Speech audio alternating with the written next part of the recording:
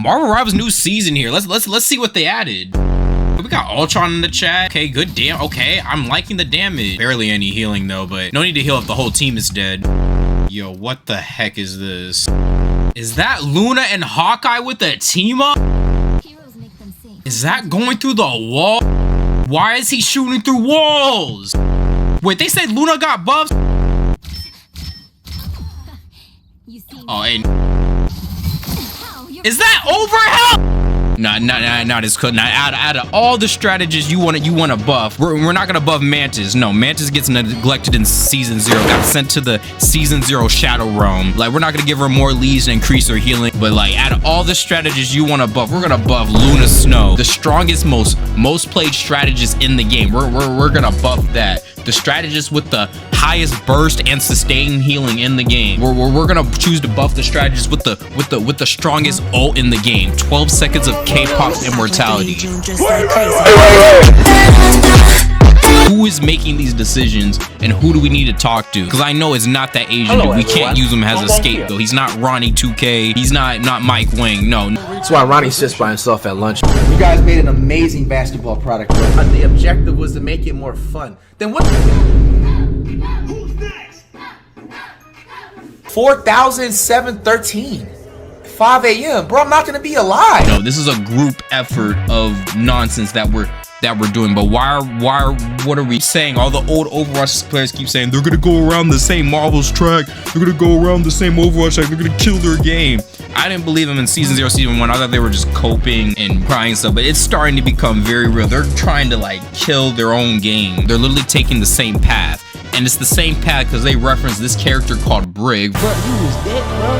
If he wanted to, About does get him in the end. Now goes for H. Brings her stuns and dashes, makes her good at controlling dive heroes. I want to know who at Blizzard thought it was a good idea to release a hero like this. When they released She-Hulk was one of the strongest characters in the game upon release. They literally combined 3 things into one. Not only is she a tank with a shield and stuff, she has damage, CC, and she also is of course a support too. And there's no bans in Overwatch, so buffs in the upcoming patch for that season, that character was just gonna run comp, no questions asked. You couldn't even ban it to not even try to play with it. She was a part of a bunch of other trash metas in the game. She was part of the double shield meta, where you just hide behind with the fat bastard robot dude and just melt teams because they have 2 shields.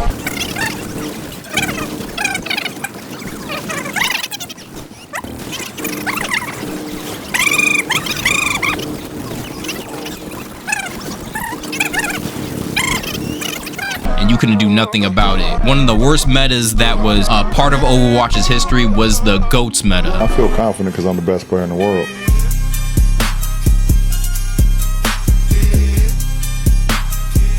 Ernie from KC Undercover, with the stroke of his genius, came up with a bright idea to go 3 tanks and 3 supports, GOATs.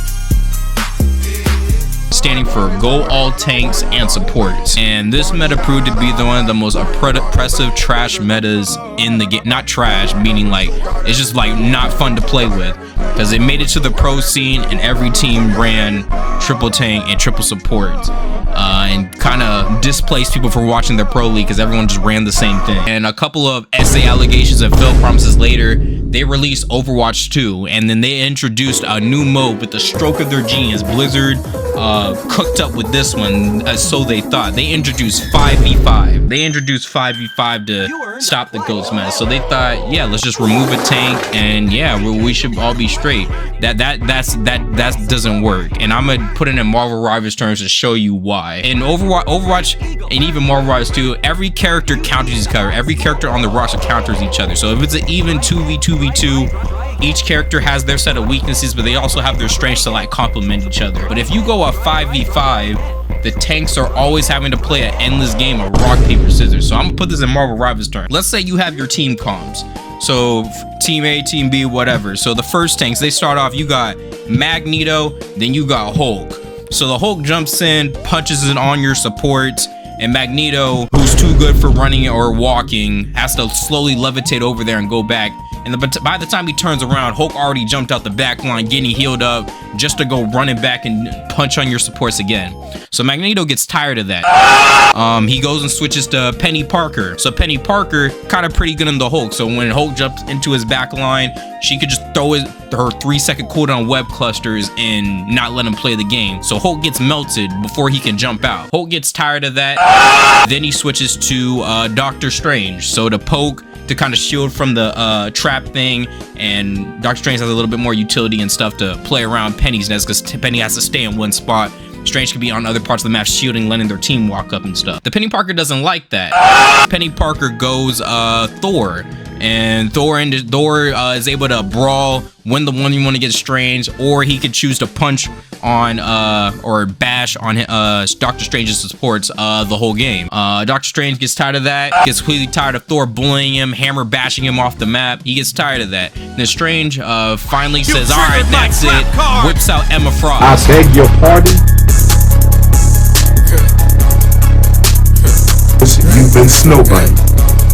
And Emma Frost chokeslams Thor 300 times every game and kicks him into the wall, kicks him off the map and whatever. After Thor allowing that to happen, he switches to Emma Frost, and then there you have it. It's Emma Frost versus Emma Frost. I'm not too well versed on the matchups and stuff like that, but it's pretty much the same thing. Like, in order to win the game, you gotta swap, and the tanks have to swap every time the tank picks like another tank. Yeah, you can kind of skill diff their matchup, but sometimes they be crazy buffing some tanks, and their tanks can just overwhelm their counter, and then you gotta just run a mirror match. So if Marvel Rivals went a 5v5 route, it would just be Emma Frost. Like, there's literally no, like, Emma Frost would literally run the game. But what we really need to do in order to stop Marvel Rivals, needs to stop on this track, is to stop listening to casuals to an extent. Casuals, they're cool. Casuals are makes up most of the player base, all right? Like, yeah, you got the casual to do coming off their 9 to 5. They want to play some Marvel Rivals real quick. Those casual players are usually in goal. They're usually chilling, only have a couple hours to play. That's cool. You don't have to be a sweaty streamer. You don't have to be unemployed to play 18 hours a day. You don't have to do that. All right, there's better uses of their time. You can do whatever you want, but there are some casual players that want to play the game. It's all right, but we need to still have skill expression. Pulls away the grinders for the game if there's no skill expression in the game. If it's the same old tired gameplay, if you can't use skill to win and you got to pick out some cop-out team comp just to try to win, where's the fun in that? Like, the game was pretty balanced in season 0, season 1, but support's gone on the internet and cried about a support strike. Now, and as unemployed as that sound, that's ridiculous. Like, are we serious? Clip Farmer and Ragebane, like clipping channels, those would be the end of humanity. I'll stand on that. The clip was taken out of context from season 1.5 when he was saying that. That's not, he didn't say that in season 2. He said that in season 1.5. I'm not just saying it's easier than DPS. I'm saying it's easier by orders of magnitude. When the supports were building their ults up way too fast, just before they nerfed their support ult. It was Cloak and Daggers and Luna's, especially Cloak and Dagger, popping their ults twice a fight. Do you know how annoying that is for her to ult twice a fight and not kill anything? Like, that's ridiculous. And then Luna Snow in there popping her 12 seconds of immortality. Like, that was horrible ever. And then people were still running triple supports, as busted as the healing was back then. Like, do not let it get to Spider Islands, bro, on that second or even third point. That part right there in overtime with 2 meters to go, Cloak and Dagger, it's us against the world. And then right after that, that's time to put on a show. K-pop immortality. Then you think you have your DPS ult built up to change the tide of the fight and win the last fight. No, Cloak and Dagger has her ult again, ulting the point. It's just like the 4th grade ninja war on the Spider Island's last point. Bro, we gotta stop listening to these players, especially, and I think it's gold Cloak and Dagger players. If we keep listening to gold Cloak and Dagger players, they're gonna kill the game. Because Cloak and Dagger in itself is a cop-out character with no skill. I will stand on that. Any other strategist takes skill. I mean, Rocket, they be chilling on the edge of the map, but we don't hear Rocket players complaining. It's these Cloak and Dagger gold players with these Chrono Shield players crying about Dive, bro. They killed Dive just to help them. And the ironic thing is they play the most cop-out character. Cloak and Dagger has auto-aim heals, auto-aim damage. She could put a bubble down to stop like their DPS combos, and then she even has the dissipate ability to just disappear to stop the combo. So it's like, what are we talking about? And then they're gonna still cry. Like, are we like, why are we listening? Like, why are we listening to Gold Cloak and Dagger players? And they play Cloak and Dagger, asking their team for people using their mic. Like I understand there's some women in the game that get harassed. Can you put credit all this time? Oh, you're right. You're 100% right. We got not 1 ounce of respect. And I understand that some dudes out there get racial slurs thrown at them every now and again. Cool.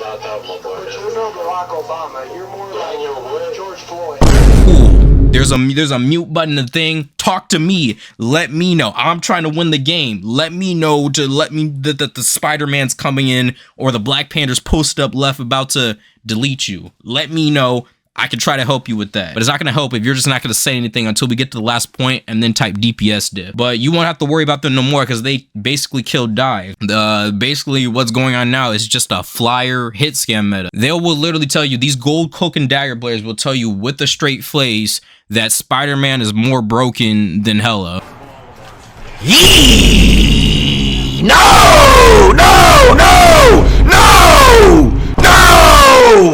So the Spider-Man or Black Panther is more broken than Hawkeye. They'll tell you with a straight face. Hela hit scan 2-tap deleting your tanks and DPS, or Hawkeye one-shotting your tanks and DPS, now freezing your tanks and DPS through walls, is more broken than Spider-Man Black Panther magic. Like be actually serious, bro. It's like it's an accountability thing. As long as they're not getting out directly targeted and they gotta outlive and show some skill to dodge the dives or even communicate, they're perfectly fine with heal botting, letting Hela delete their tanks and DPS and let the flying characters just be uncontested and try to get the DPS to kill them. They're just cool with that. They're just hands off, like no accountability. Like they're like every character counters each other, and it's just no. But this is like Gold Cloak and Dagger Blades will kill the game. Like this game has the potential to be a great game on the market. Will provide great comp to other games. Like Overwatch literally introduced bans. They're starting to do stuff, make some moves, because people actually liked Overwatch. It's just they still fail promises. I still don't know why they still downloaded the game, but Overwatch 2 still has them in this weird Kenjutsu of Marvel Rivals is still a great game. It's one of the best games that happened. Everyone needed something fresh, something new. Marvel Rivals kind of delivered that. Relatable, cool characters to play with very intricate and different play styles. Like they have a cool thing going, but they just need to lock in, bro, and stop listening to dudes in gold, like to an extent. Competitive grinders are your loyal player base. Those are the dudes that are unemployed playing the game 19 hours a day. Like we gotta have some middle ground with that. But nerfing dive and then having dudes flying in the air is not it. And people have voiced their opinion several times. There's better ways to bounce.